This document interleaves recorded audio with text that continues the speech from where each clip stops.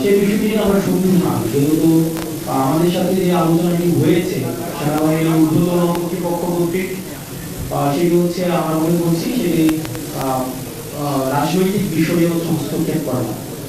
চলো রাজনীতিবিদরাই নির্ধারণ করবে রাজনীতির ঘটনা প্রবাহ বা চলমান যা কিছুই পরবর্তী রাজনীতি কোন দিকে যাবে সেটি রাজনীতিবিদদের হাতেই থাকা উচিত। তো সেই জন্য আমরা সংবিধান বলে হচ্ছে আজকে গতকাল আমার স্ট্যান্ড লিখিত হয়েছে। আর যেটি বলেছেন যে 5 আগস্টের পরে আমাদের ফর্মাল আমাদের সাথে সেনাবাহিনীর বিভিন্ন জায়গায় বিভিন্ন প্রোগ্রামে আমাদের দেখা সাক্ষাৎ হয়েছে। আর 11 তারিখের যে মিটিং সেটার প্রেক্ষাপট ভিন্ন ছিল, সেখানে অপর প্রান্তে ঊর্ধ্বতন কর্তৃপক্ষ উপস্থিত ছিলেন এবং সেখানে আমার স্ট্যাটাসে আমি ডিসক্লোজ করেছি, আমি আমার স্ট্যাটাসেই হচ্ছে আমি ডিসক্লোজ করেছি যে ওখানে সবকিছুই হচ্ছে উপস্থাপন করা হয়েছে।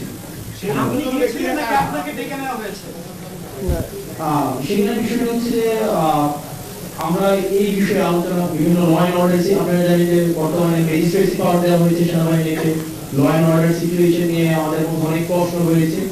তো এইসব বিষয়গুলো নিয়ে কথা বলার জন্য হচ্ছে আমাদেরকে আহ্বান জানানো হয়েছিল।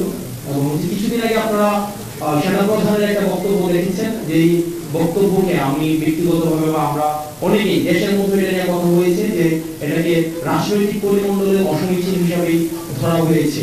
যে অন্তর্বর্তীকালীন সরকার প্রধানকে যেভাবে অ্যাড্রেস করা হয়েছে, যেভাবে অন্তর্বর্তী ইনক্লুসিভ যেই নির্বাচনের দিকে নির্বাচনে ইঙ্গিত করা হয়েছে আওয়ামী লীগ সহ, তো সার্বিক বিষয়ে যখন আলোচনার কথা বলা হয়েছে তখন গিয়েছিলাম, তো এই বিষয়গুলো আলোচনা করা হয়েছে। আমার স্ট্যাটাসে সব বিষয় হচ্ছে একদম মানে স্ট্রেইট ফরওয়ার্ড, সেখানে হচ্ছে স্পষ্ট করা। আর এখানে যে এটা বলছেন যে আমি একটু নিরাপত্তার ঝুঁকি অনুভব করছি কিনা, দেখেন 5 আগস্টের পূর্বে আমরা জনগণকে ছাত্র নাগরিকদের সাথে নিয়ে হচ্ছে আমরা আন্দোলন করেছি।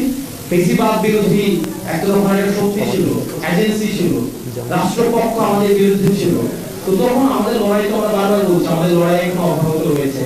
সুতরাং এই বিষয়গুলোকে আমরা যতক্ষণ পর্যন্ত ছাত্র নাগরিক এবং এই ফেসিবাদ বিরোধী রাজনৈতিক দলগুলো ঐক্যবদ্ধ রয়েছি ততক্ষণ পর্যন্ত আমি কোনো নিরাপত্তার ঝুঁকি বা এইসব আমি বলতে করছি না। ধন্যবাদ।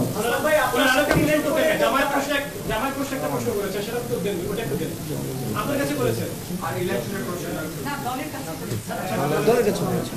হাসান ভাই আপনার প্রশ্নের একটু জিজ্ঞাসা করতে হয়, আপনাকে সেনাবাহিনী যেভাবে বলেছে, সেনাবাহিনী কি এরকম কিছু বলেছে যে শেখ হাসিনাকে তারা কমিটেড, যে শেখ হাসিনাকে ফেরত যেভাবে দিয়েছে পাঠিয়েছে সেভাবে তারা আবার ফেরত আনবে বাংলাদেশে 6 মাস পরে স্টেবিলিটির পরে? সেনাবাহিনীর বক্তব্যটা কি ছিল আসলে?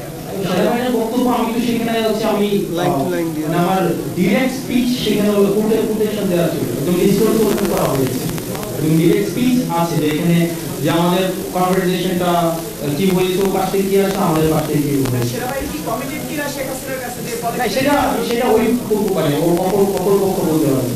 আসলে আপনি যে পোস্টে লিখেছেন সেই পোস্টের তথ্যটা যাচাই করার জন্য সেক্ষেত্রে আপনার ঠিক কার সাথে কথা হয়েছে সেটা কি আমাদেরকে জানানো যাবে? আপনারা হচ্ছে আমি তো ওখানে ক্যান্টনমেন্ট উল্লেখ করেছি, তো আপনারা কথা বলতে পারেন।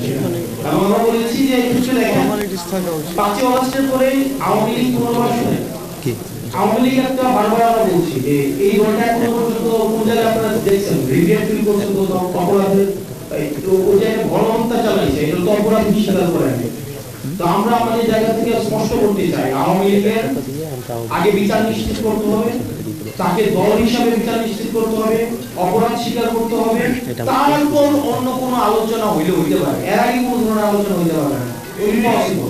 এটা আমরা বলেছি যে 5 আগস্টের পরে আওয়ামী লীগের নাম পুনরাবৃত্তি করছি, 5 আগস্ট পরে আওয়ামী লীগের নাম, মার্কা এবং আদর্শ এই তিনটাই হচ্ছে অপ্রাসঙ্গিক। এখন এটাকে যদি মানে বিদেশি ষড়যন্ত্র অথবা দেশীয় কোনো ষড়যন্ত্র বা এজেন্সি থেকে কোনো ধরনের এখানে অপচেষ্টা চালানো হয়, সেক্ষেত্রে আমরা সাধারণ মানুষের কাছে কমিটেড, আমরা ছাত্র নাগরিকের কাছে কমিটেড, আমরা নির্যাতিত নিপীড়িত বঞ্চিত গুম খুন হত্যা শিকার যারা দীর্ঘ 1.5 দশকের বেশি সময় যারা হয়েছে না রাজনৈতিকভাবে নির্যাতিত যেই ক্রিয়াশীল রাজনৈতিক দলগুলো হয়েছে আমরা তাদের কাছে কমিটেড।